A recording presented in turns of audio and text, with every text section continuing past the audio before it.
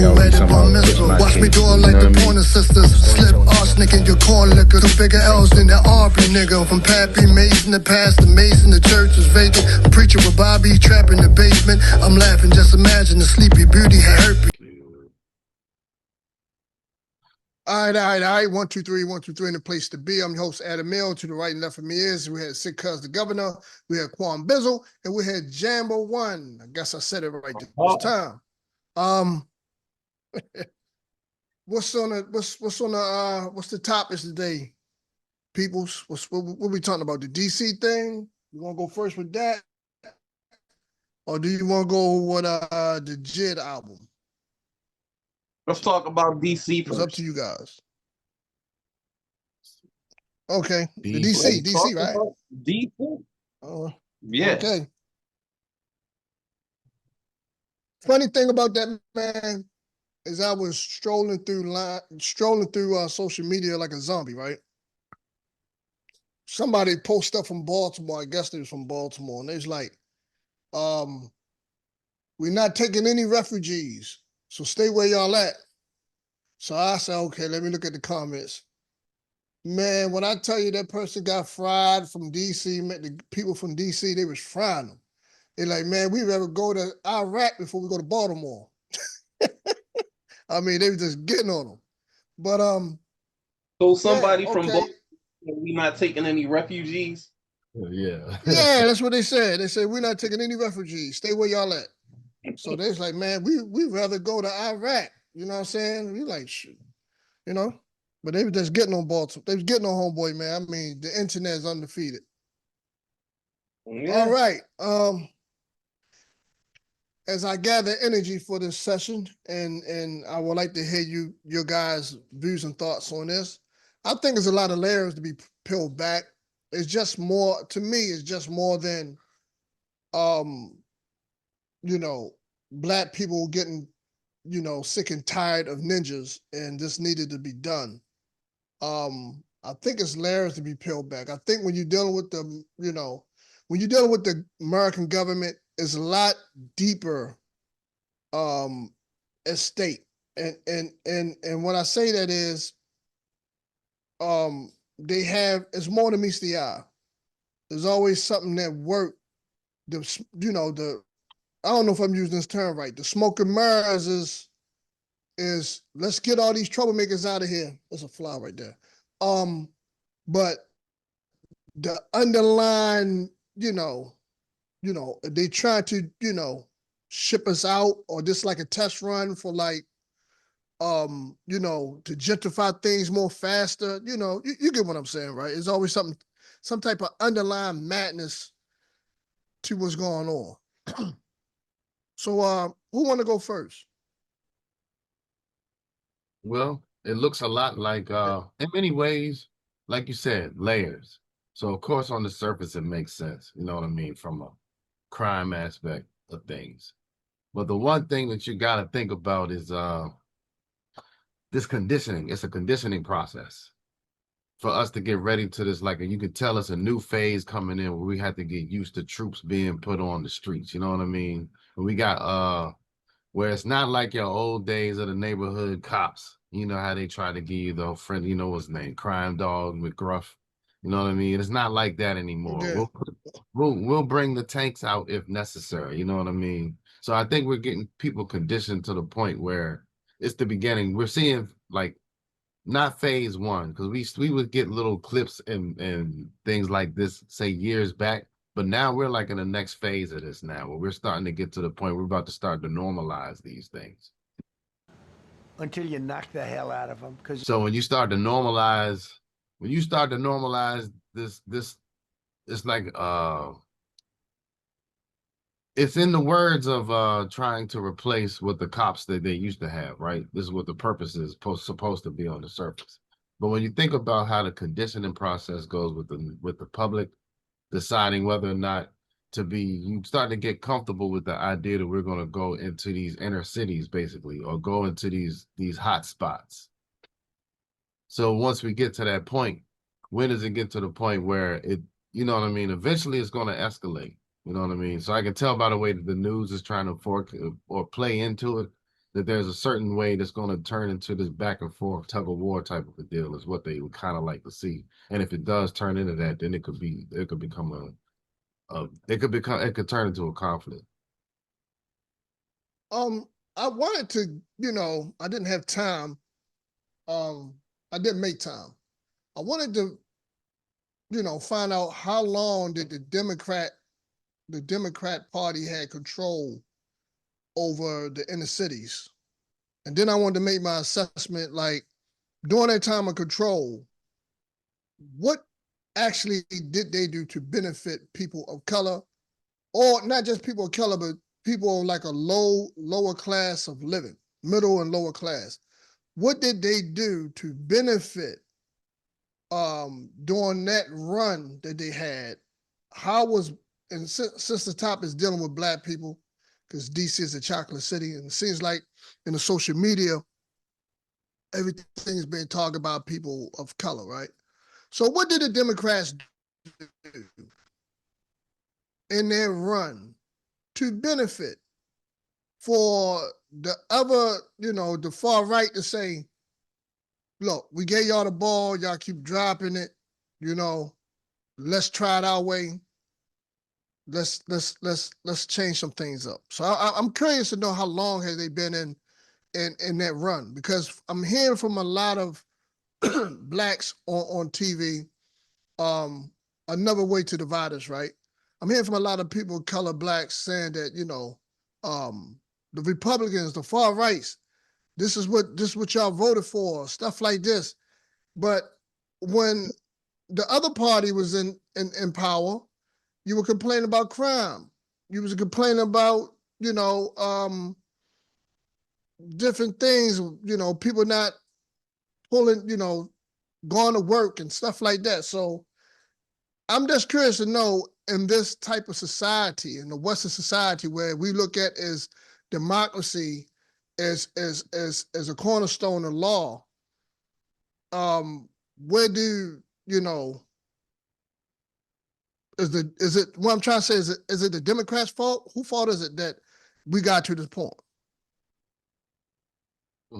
I think it's more of a leadership thing. You know what I mean? I don't think it's a Democrat or Republic thing. Like you got conflicting interests a lot of times, and you had, like, say, the different ideologies. But I think it's just when you have people that run, like a store manager, for example, you got a person that runs the store properly. It's stocked right. You got the employees in their place where they're supposed to be. Everything is getting done the right way. Or you got somebody that's in there doing other things where they just doing favors. You hire your homeboy who's not really into doing what he's supposed to do, so they're letting other things slide. You know what I mean? So that's what I think is the difference between. I don't think it's a Democrat or Republican thing. I just think it's you got a lot of people getting caught up in scandals. You know what I mean? Spending the public's money other ways. So that a lot of that has gone on over the years in these different cities. So I think that's what's really gone on. I think I had more questions than anything. What are they doing? Like, are they beating people down? I think he said something about moving out, getting rid of the homeless people and putting them somewhere else. But Right. what does that even mean? You know what I mean? If he's cleaning up the city and getting rid of the homeless people, that's what's happening, right? Is it about crime or is it about homeless people? And then I'm also hearing stories about like the illegal immigration. So it's like an ICE thing. So it's like a lot of talk, but I'm not really sure what the actual actions are. Yeah, but that's a good question you asked, Gemma. One, where are the homeless going? Right. Where are they putting them? You put them off the street. Are they in shelters? Are they in hotels? What are you doing to better the situation? To have some type of resolve in that matter. That's going to be interesting to see, because if you notice something, they've been swept under the rug. It's more so you seeing clips of Black folk being harassed, to a degree, Yeah, I I hear that they closed a major mental hospital out in DC, and it caused a lot of people to be out on the streets during, you know, like the whole gentrification thing. That's what I heard. That's what I heard while I was listening to a radio show the other day, and Washingtonians were calling in and explaining different things. But I'm still confused. I like when the National Guard comes in, it seems like the only thing that they really do is just walk around. You don't never really see them beating nobody down, shooting people. They just be posting up with the big black trucks. You know what I mean? It's almost like a scare tactic or something. But they said that crime went down a certain Well, maybe percentage. I'm that's- not clear. Maybe that's what it's for, to intimidate people. Like, nah, they're the National Guard right there. I ain't gonna mess around with them. I ain't, you know, I'm just gonna have to wait till they leave or something. And then when they leave, then what? You know? Yeah. Does it really work? Because he didn't a few years ago, he put the National Guard in Chicago, or did they call that off? They did do that. A few years ago, we did have, like, you know, every time, like when they had the big storms, and then I think it was like some of them protests or riots or something like that. Remember they brought the guard out? Yeah, they came Yeah, here. this They different. came here. This is a little different than some riot and protest. I know, think but I'm saying this is more so. it's like the normalization of this, where you start to get used to seeing this every few years, and then it turns into every few months. You know what I mean? After a while, it's every day. Yeah, They yeah, always- yeah. That's Are we really stopping the crime though, or is it a scare tactic? Mhm. Because you know, when the cat's away, the mouse will come out to play. You know what I mean? So Yeah. And remember, it was the same thing, the brand new thing, say about 10, 15 years ago, were the cameras that they was putting up on the poles and the blue lights, remember? yeah, yeah, I which remember that. which didn't do anything, didn't do You know, nothing for the crime. At first, you know what I mean? Like the first week or first month or two, they're like, oh, it's a difference. It's a difference. It got quiet, but then after a while, it's like, man, we used to this. They called the bluff on them cameras. Them cameras were phony. That was so phony. Yeah. So now I think You want to say something? Yeah. Oh, But- no. Wait, can y'all hear me good? a little, yeah. Could y'all hear him? Yeah. Okay, yeah. Well, it's two things to be honest. I want to say two things. First thing, I feel like it's gonna come with some resistance, and the second, I feel like that's not gonna stop people. I mean, you know, people have done worse things in front of police stations and stuff like that. Some people are just kind of messed up and crazy in the head, to nothing. No type of law enforcement is going to stop them for what they do. And who's to say, even if they are outside, even if you got, you know, some in the army and all that stuff outside, who's to say the crimes within the houses, you know, in the households, online, how stuff like that? Because people, if one door is closed, they're always going to find another way. You know what I mean? So, okay, if the crime on the streets are not there no more, there's always going to be another way to do crime. You know what I mean? Yeah, I don't think no one is saying that crime is going to be completely stopped. That's not reality. That's never going to be a reality as long as human beings roam the earth. But what I do see when I'm listening from everybody, and this is what I get. Trump is taking the playbook. He's sitting with world leaders, and it's almost like an embarrassment. What I mean by that, when I lived in Morocco for those 4 months, right? And this is a country, one homicide in 8 years. Excuse me. One homicide in 8 years. When I tell people that from over here in America, they can't fathom that. I can't fathom it. They can't. It's saying, they like, wow, you mean the whole country, one homicide? Yes, one homicide. When you What do they do over there? Is it Say the it- religion? Is it because of the religion? I want to say I want to say 90% of it is the religion. And the reason why I say that is because there's no Sharia law in Morocco. Now, not to jump off topic, but in Islam, that kind of would tell you whether it's a legit Muslim country or not, whether it's ruled by Sharia law or not, right? But Morocco's not ruled by Sharia law. However, the main religion in Morocco is Islam. In Morocco, it's more of a culture thing, right? I'm gonna give it 10% culture, 90% is, well, I'm gonna give it 50% Islam, 60% Islam, 40% culture.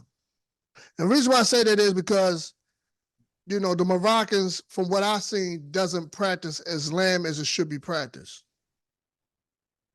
If that make any sense, right? However, they have a culture where they don't have a genocidal nature towards themselves.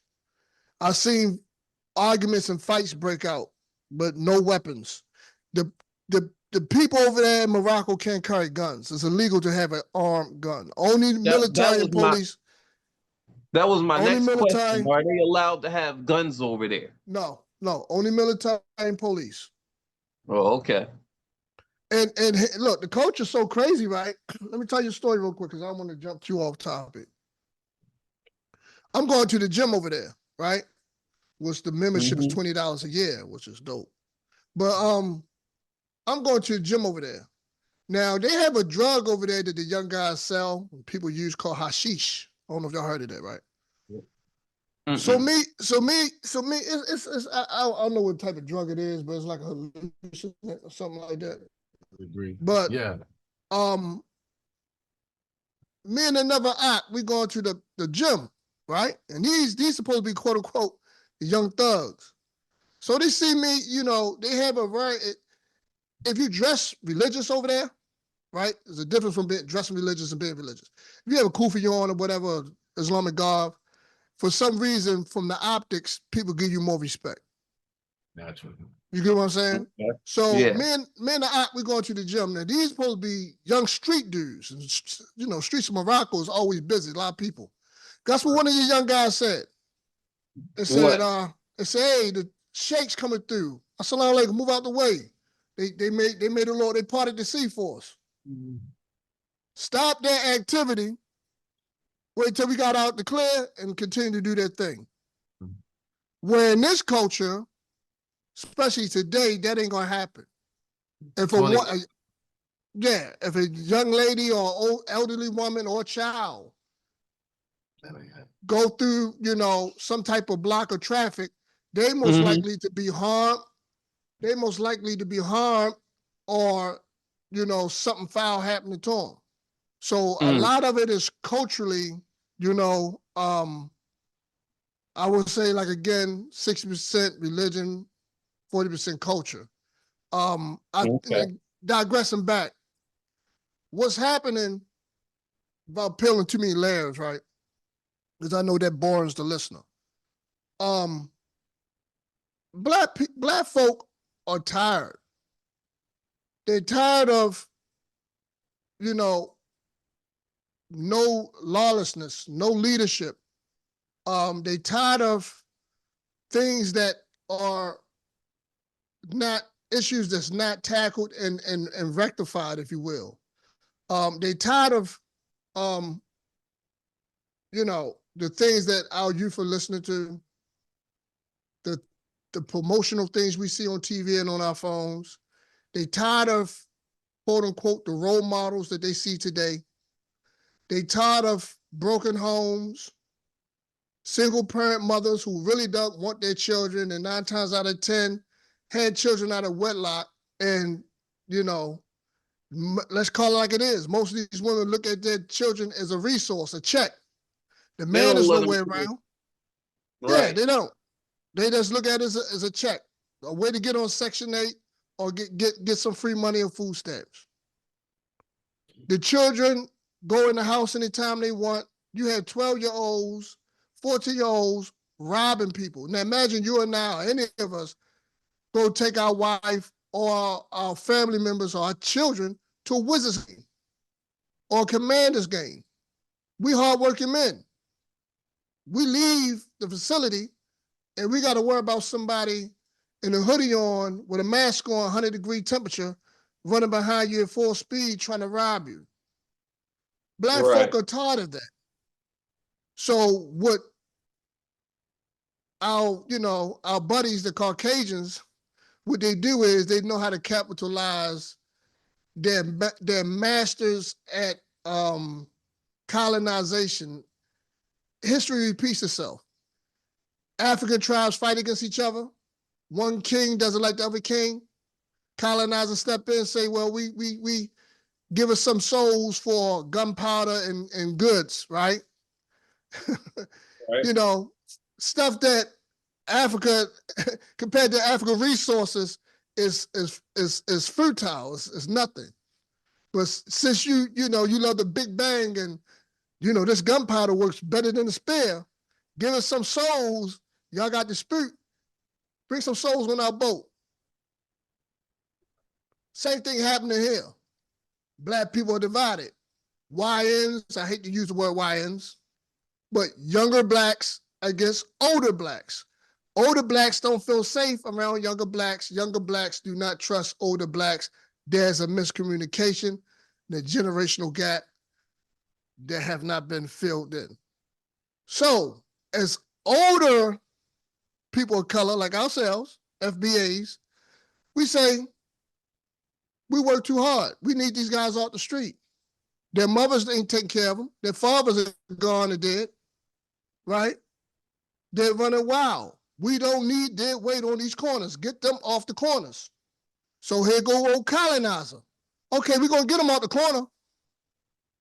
We got you. We're going to lower the crime rate. Not only that we're going to lower the crime rate, get them out the corner, but we come in on our white horse and y'all going to depend on us. We're the heroes. We're the heroes. Since your leaders couldn't do anything, the so-called Democrat leaders, your so-called black empowerment leaders, they couldn't do anything but a bunch of talk. We are people of action. We got the guns. We got the muscle. Right. We strike the fear of God in their souls. They know better not to play with us. When they in front of the judge, they say, when they in front of our courthouses, they say, yes, sir, no, sir. When we shut them gates on that plantation, we tell them to go to sleep. They say, for how long, boss? You get what I'm saying? We hold that power. Y'all don't. So let us take care of this, come in on our white horse and get rid of the problem. Now, once the problem is eradicated, what next? Now you have a nation that's used to having military around, like other countries are. But see, the difference between American military and other people's military, America's military is more based upon hidden racism. So once they get rid of the so-called nigglets, you think the aggression is going to stop there? They're going to start working on the hardworking people because it's just in their nature to do so. It's just in their nature to do so. You know? And like Gov said, everything's a test run. First was the migrants. Get them out of here. Black people didn't help in the marches with the migrants. You get what I'm saying? And rightfully so. So once they say, okay, we got them divided like we want. Black people didn't help. Black people was online. Don't help them. We minding our business. Now they're getting rid of the migrants. They say, okay, let's transfer this energy. Let's get back to business, the enemy number one. And what we're going to do is put in the forefront that they feel uncomfortable around their own, rightfully so, and they need to be cleaned out. So let's focus on them. So I just think it's, I said too much, but I think it's a lot of layers behind it. And I just think it's a system of desensitizing things, and having military might around the country, because Chicago's next, St. Louis, and I believe they're gonna work their way up to Baltimore, New York City, and Philadelphia and stuff like that. Mm. That's wild. That's Get wild. used to it. It's not going nowhere. I say all this to say this. It's not going anywhere, fellas. Get used to it. Like the world of Get that, used that to was it. written about in the book 1984 is slowly coming into view. You know what I mean? Like it's coming Yeah. into view now. That's what we're Yep. seeing now. The control, everything is getting put in place. The control aspects. I don't think it's going to be a necessary thing that we coming here to kill off, but the most important thing is to control. We want to control the movements, your thought processes, your patterns, and everything. That's why a lot of the things that has happened when it comes to the youth, that's been programmed to them to not trust the previous generation. That's been a stronger programming that's been going on in the cartoons and everything's like that that they've been watching when they were growing up with. And I've watched some of them, you know what I mean? So I'm seeing some of these messaging that comes in it. The same way that they're promoting all the other ideologies that we talk against sometimes. These they were also been preaching this to the kids from youth. So by the time they're grown, say by the time by mid-teens, they've already developed this whole thing of I don't trust any of them that's adults. We used to hear some of that when we was coming up, but it wasn't the prevalent thing. Now it's the main message that we get. Don't trust them. Facts. And I strongly believe that you hit it on the nose with something, Gov. You said that it's not about killing off. Some bodies will drop to make an example. Look, we're not playing with you guys, right? We're not the ones. However, it's about control. It's about, they still need this engine to run, and they need humans and bodies to run that engine. You get what I'm saying? And the people that's locked up, I believe, and I'm putting on my conspiracy theory hat, they're going to start putting computer chips in some of these prisoners, man. Man, we said about, whether or not should they go to war or not, they're going to start replacing the military is going to be home base, and the prisoners are going to be outside fighting the exterior front. And how they going to do that when they have a criminal mind? Well, when you look at movies in Hollywood, a lot of that stuff hold true to it. When you look at movies like who's a DC warrior here? It's funny, no pun intended. What's that movie with the DC? Suicide Squad. When you look at the Suicide Squad, do not be surprised that they start putting chips in these prisoners and say, look, you want to get back to society? Go ahead. But if you think that you're going to be slick with this thing, off with your head. Right. So we playing chess, man, with a sharp devil, boy. What I don't like is when we have social media platforms and little TikTok videos about you got two extremes. You got one side, how we feel, like we don't want crime, we work too hard, right? And then you got the other extreme side from Black people talking about, oh, they coming in here. One dude said from DC, right? Me and him went back and forth. He said, yeah, I can't go that. He claimed he's not in the mix. If you look at him, he don't look like he's in the mix. He talking about, yeah, I can't go outside without seeing the marshals and the federal soldiers and stuff. I can't go outside. I can't even enjoy myself. This is not the DC I know. They're not letting, look, this is what he said. They're not letting us come outside at, no one could go outside past 12 o'clock, smoke their weed and have a great time and stuff like that. Then he alluded to a spot where they had no jurisdiction. They can't go at. And I said, are you an idiot? So you're telling all the criminals to go to a new spot to start their chaotic foolishness. And I said, I hope you get robbed first. That's what I told him. You're an idiot. Because anybody know anything about the streets, if your block is hot, if a block is hot, there's always somebody that say, yo, see, there's some money down the street, but it ain't hot like here. Let's go down the street. That's basically what he said. Mm-hmm. So you had two extremes. You have, on one side, you got people who don't mind the foolishness. They think that they don't like law and order because they never had it in their lives. They don't know structure. They don't know how to be governed. You know what I'm saying? So now this extreme type of govern had to come in and govern them, and they don't like it. Right. So they look at it as they use the forefront. Oh, this is racism. This is discrimination. No, you put it on yourselves. And then you have one other side of the extreme, like us, saying, "Look, we work hard and we just want a peaceful neighborhood, like everyone else had peaceful neighborhoods." But we're wise enough to know, like, is this really, really, really their intent? I'm talking about Trump and these boys. Is this their really intent to want safety for Black people? That's all. Mhm. I'm done with it. Y'all can bring it home, whatever y'all want to, but I'm done with that topic. Mm. Bizzle, anything? You good? I'm good. Jammer one, good. you good? You good? Yeah, I'm good. All right, man. Let's talk about the JID album. God Does Like Ugly. Shut up.